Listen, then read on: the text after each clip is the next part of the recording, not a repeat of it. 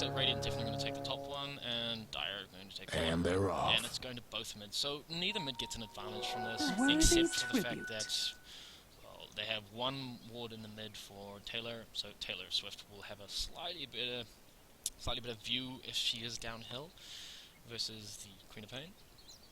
And we've got some slightly different wards. We've got two wards essentially for the Dire versus one ward for the Radiant, and this ward is basically to prevent Clockwork from getting the old gank arena. So he can see some people coming through in the river, and he can also see people coming through in the jungle there. The only place he wouldn't be able to see is if they walked up the lane or TP'd in, which is pretty hard to put a ward there in there. So we're just going to be watching the mid lane essentially, and it looks like Bounty Hunter's already being a Bounty Hunter, so he's just being a pain in the ass to the Quap. Just giving her one right click there and just sort of letting her know, hey, I'm here, you better not get too close. And it looks like we've got a nice, interesting lane up here. So Silencer opting to go for the his Q for first, which basically is giving him the ability to zone out them a little bit. And we've got a pause.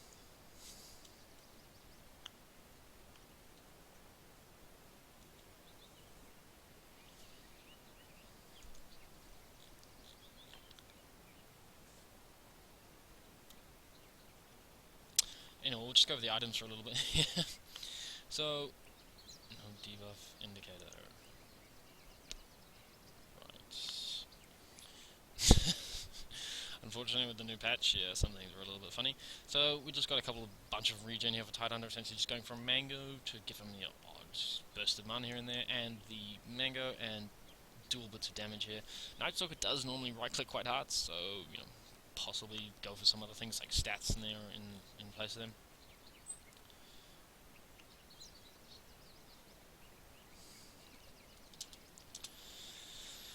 Whereas in the other safe lane we've got Juggernaut going for a mana, some just pots just for a little bit of regeneration there, and a Stout Shield just to prevent a little bit of damage from the creeps. I don't think he might need that. He could go for a little more greedy of a build. Just got a little bit of a banter going on there. So Lion's coming in with a stun just to prevent Clockwork from, you know, essentially being in lane. Hopefully Lion will zone out the Clockwork, which will give Juggernaut the ability for free farm. He doesn't need to though, because Juggernaut is one of those heroes that can just, you know, man fight.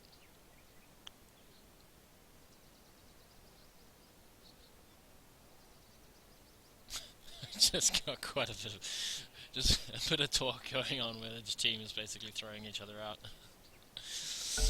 Okay, and so we should be resuming the game now. So Queen of Pain for a bottle, essentially. She's just about got it. One more last hit and she'll get that bottle, which will give her a lane advantage because she'll be able to go straight for the 2-minute ruin, hopefully.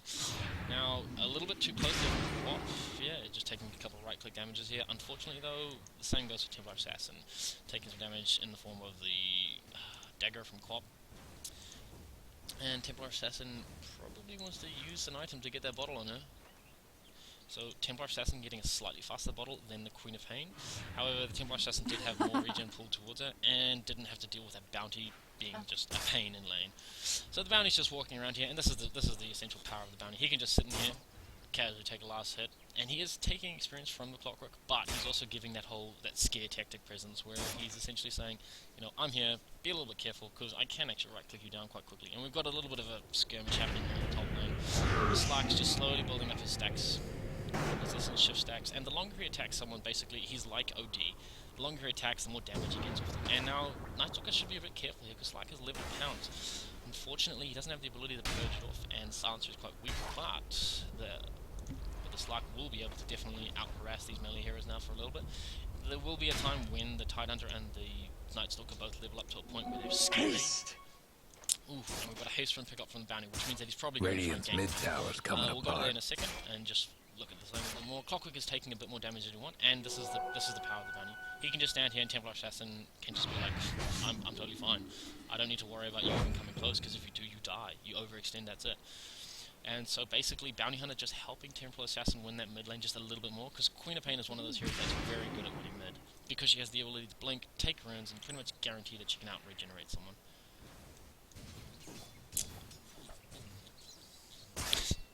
Just a little bit. And we've got Bounty Hunter now coming top, and this is where the roaming comes in essentially. So it looked like Nightstalker wasn't going to roam in the end, but it does definitely look like Bounty Hunter's definitely going to roam. So Bounty Hunter's just roaming, just doing a little bit more damage, and that's a bit dangerous because Slark looks like he's going to die here. You can't go into these tanky heroes, they're far too tanky here. They will get a Titan to kill in the end, but the Bounty Hunter is essentially silenced, and he probably get away, but if the Silencer's not too careful, he's got enough health here, he should be okay, but he is slowed, he doesn't have boots, so he might die. But this is the problem with Slark, he can essentially harass you out a little bit, and then you just turn around and kill him, and it looks like it's far too deep here for the Night Stalker. He does get the kill in the end, but Slark gets the kill, which is more important, and it looks like there's a bit of action down on the bottom there, and this is the thing, Bounty Hunter doesn't need to be down here, but he should be down here in some aspects, because the Juggernaut essentially is a very strong man fight here, and it looks like he's just going to level up his passive, and possibly in his stats, or he's just saving a couple of ones. Silly banner there. Talking about the Night Stalker essentially being able to hit a non-melee target. Just because the attack animation was in a swing, so it's just going to count regardless of the game. So Juggernaut basically will be fine in this lane by himself for a long time. He's not going to have to worry about too many things. He is saving up stats, it looks like, and we've just got an Illusion Rune at the top for the Templar Assassin, and Queen of Pain probably going to go down for the Bounty Rune there. The thing is, though, if the Bounty Hunter is, he's right on there, he can take the Bounty Rune, because she doesn't expect anything. She doesn't want to blink and waste mana. Coming through. This is quite a big issue, though, and it looks like they're going to feed a career. If Queen of Pain pays attention now, she could have easily got that career kill, and that would have been a really good kill for her. However, she decided that she probably wants to go on the clockwork, and it looks like she's just easily going to get that kill. Just a quick blink in. However, she is trapped, but no one can get in the cogs. I do suffer fools. So, a little bit of a quick kill there. Clockwork sort of overextending a bit. There was pings, there was definitely a knowledge of, Queen of Pain is coming bottom. Maybe he's just a bit of miscommunication or overestimated his health and his tankiness. And so basically Clockwork's going to go down. It's not the worst thing because he is the offlaner, but it is pretty bad. And Slark here just easily being able to leap away because he's a Slark and he does evasive things where he just dodges a lot of damage. So Slark doing pretty alright in this lane. Going for Gloves of Haste first. Now I'm not sure if this is just to right-click faster in lane and do a bit more harass, or if he's going to rush for the Midas. If he rushes for the Midas, that means he's definitely going to try and go for the late game. If he doesn't go for the Midas, Radiant's mid tower's coming apart. A bit of an odd choice. Boots would have probably been a little bit better because then he could move quicker and charge someone down. Good. Just the standard line here protecting the Juggernaut, and it looks like the Juggernaut is probably going to be taking a slight lead here. So it looks like, yeah, Slark is definitely saving off his gold. He would have gotten boots and a few other things. We'll see when he gets to 1,000 health. And it looks like there's a decent gank here. And this is the power of Quap. Quap can essentially just blink in, and then that's that. Now, I don't know if Slark's going to be able to get away here. Quap's blink has got a 9-second cooldown. So he's going to have to run through here and try and juke in the trees, but Quap will probably catch him. And there's no TPs coming in from them. And the only support that they have is the Bounty Hunter. Although that's a very nice juke there. It's just not really going to be enough. Oh, the leap to save him, pretty much. And now they've got TPs coming in from supports and Silencer. But you don't really want to go there just by yourselves. So Silencer is just going to get picked off. There's 3 of them, you can't really fight them. Slark's in a huge amount of trouble here. He doesn't see where everyone is. The only option he has is maybe to dig deeper in the maze, but unfortunately they're going to find him, and that's going to be a kill on Slark. 2 down. As far as things go, lane's not looking very good for the Sand Salt team. Unfortunately, no TP on the Templar Assassin, so she couldn't rotate there to help the team out. She's got a double damage rune, so she's probably going to be able to get 1 kill here. Although, let's see how the Dukes go. Essentially, now he's kind of trapped, but he doesn't want to be too trapped in there. That? And Night Stalker is probably the tankier hero out of these other 2 here, and unfortunately there comes the Lion, so you've got nothing. He's got a stealth, so if he can get out of this and he can hide himself, he should be alright. But then they pop a sentry walk, and then this one comes in, nice leave there, purging off anything.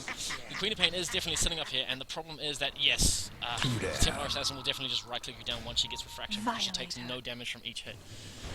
And so Slark is getting a bit aggressive here. He probably could get this kill, but you got to be careful of the TPs coming in. And so all the action is essentially happening on top lane, where the mids have essentially decided to come up here. So we've basically got 4 people on each side as it's rotated around. So we had 4 for the Radiant and then 4 for the Dire. And this is just a numbers game, basically. Now that the Templar Assassins come back up and sort of even things out, the Queen of Pain is probably going to go back to mid. Once the Queen of Pain goes back to mid, she will basically, yeah, she's going to go back to mid and farm, and so is the TA. Unfortunately, the TA is going to ride back to the difficulties, and the TA didn't actually die, so she's probably going to have an advantage in mid. However, the safe lane did die a few times, so it is looking more favourable towards, Sand Salt in some aspects, but it's also looking more favourable to WeHateJun in others. So Queen of Pain is getting a little bit aggressive there. Taylor Swift is taking a bit too much damage.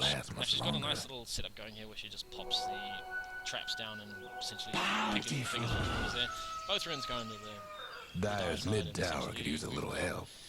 Tiny swings, but nothing massive. It was favourable to WeHateJun. However, after those last fights, where essentially they lost some of the key heroes because they just stuck around for a bit too long, they essentially lost their lead. The gold advantage still a tiny bit in WeHateJun's favour, but it is very even as far as things go. The kill score may be slightly different, but it's the gold and everything that matters. So once Slack gets this Midas, which he is rushing, it's a bit late, unfortunately, for Slack. You usually want to get it around 8 minutes, but he has had a very horrible lane for most circumstances. So it's pretty, a pretty good Midas timing regardless. As long as he gets it before 10 minutes, it should pay itself off relatively soon. The earlier you get a farming item, the better, essentially. And so we've just got Bounty Hunter sitting here in mid, just sort of making sure that Queen of Pain can't really come in. But then again, at the back you've got Lion. So if they do decide to dive and go for a kill, Lion's sitting there right waiting. However, this is the power of the Bounty. He just pulls in a support from nowhere, which means that Juggernaut doesn't have to worry. But they did a really smart thing with drafting, where they picked the safe play trade. That would be fine. Face it. So, yeah, Juggernaut's essentially there. And Clockwork has to be a little bit careful here, because Juggernaut can just turn around, probably go and kill him. So Signs are just sitting here as a sort of a support, oh, I'm here, bro, don't worry about it. And Slack's going to be a bit careful, and for that exact reason, just to silence him and maybe slow him down. Unfortunately, we've got a Ravage coming up. If he doesn't, yes, he has to leap away straight away, so he just barely manages to get out of there. However, he is slow, and so this is the problem with going for a Midas. Top tower. And unfortunately, whiffing the hook there, so not quite the best plan there. If Timberlash doesn't get a trap up and probably slow him down, yes, nicely done. And Timberlash doesn't clean this up. So it's a nice recovery kill. However, it is pulled a few rotations. Bounty Hunter is not 6 as well, so they've got track gold, so they're going to be ganking quite a bit more. The Dire might want to mine a large amount of TP rotations, and this should be a kill. She won't be able to blink out, just barely blink out. So Lion essentially saving the Queen of Pain there. TA getting a bit aggressive, but definitely can kill Lion. Once again, he's a weak support, he doesn't have much armor, and doesn't take a lot of damage. I mean, takes a lot more damage for physical right clicks than, somebody else with a lot more armor. So Clockwork just being there essentially to just make sure that everyone gets the kill and taking a bit of experience. Slack just really slowed down on that Midas a bit more. He really doesn't want to do that. He wants to get the Midas as soon as possible. And now it just looks like essentially Silence is just going, you know what, I'm going bottom. Just going to maybe take a bit of farm here, get a bit of experience, and I can probably harass this guy a bit more because Clockwork has essentially got what he's needed out of this lane. So he's going to come back in here and he's got a hook in a couple of seconds and he's just pinging it out. They're wanting to do this. If he can land the hook, that's alright. That's quite nicely, and that's just an easy kill. And this is the Clockwork. He comes in and he pretty much just says, guys, we're going on this guy, help me, and that's that. Okay, so we've got the Dire's mid towers having technical difficulties. He'll just be sitting there, nice casual away farming. And hopefully, them Dire buildings are tough as nails kind for of wants to use now. that Midas there, but he doesn't want to turn around because he's Dire's just top died to the tower's Titan. getting beat And this is down. the problem. Slack isn't a very Radiant's good sort of bottom man tower's fighting seen hero better until he gets days. items. However, he does have the ability to regenerate health and move quicker when not Dire's top so tower, we've got a bit of you know the drill. Dire coming up to the top. Trouble brewing at Radiant's He's going to bottom come in and try tower. and kill the Slack. There's a very good chance of that. He's used his Midas up though, so he does have some reliable gold. The Bounty Hunter is spotting it out, pretty much saying like, Radiant's bottom tower ain't a pretty sight right now. No breaking down the Radiant structures like this. Slack definitely realizes this. He can't see any heroes in the Radiant's he can bottom only see the tower's Titan. done for. So that's pretty much almost definitely indicated, they're going to try and kill someone, and it's probably you, because you are the one that they want to kill. So it looks like Sand Soldier's probably going to try and get a nice little gank going on here. In the meantime, Gregor's just farming up nicely at the bottom there, getting a couple of items. He's probably going to go for Blade Mail first, and then he's going to it looks like we've got a nice fight coming up here. Unfortunately, right clicks aren't stopped by Silence. Dire's And mid tower. Tight for unfortunately going a Ravage, and Slack diving in when he's got no items. All he has is a Midas, which doesn't provide you with anything other than attack speed. So not very tanky. Dire's top tower's getting beat down. And just getting picked off, basically jumping into the Ravage. And the tankiness hero. So WeHateJun sort of The leaning a Dire bit might more want to towards their mine that lineup top than tower. Sansol wanted to be. They're very fight oriented, and so they want to be fighting quite a bit. The Queen of Pain specifically with the Blink, and the Night Stalker just being the Night Stalker. So the Night Stalker will essentially just keep doing this for The a while. Dire Nice little disown talent that there for top Bounty Hunter. tower. So the way that Sandstorm really want to fight this is they basically just want to say, look, we'll get farm on our cores, and then we'll deal with you guys once we've got farm on our cores. And that's usually the best way that they want to go about it. Now, Juggernaut is definitely a good core to take it late, so that they don't have to worry about it. Sandsalt don't have to worry about Juggernaut going there going late, because there's a Slark and a TA on their side. There's a Quap and a Night Stalker on the Radiant side, but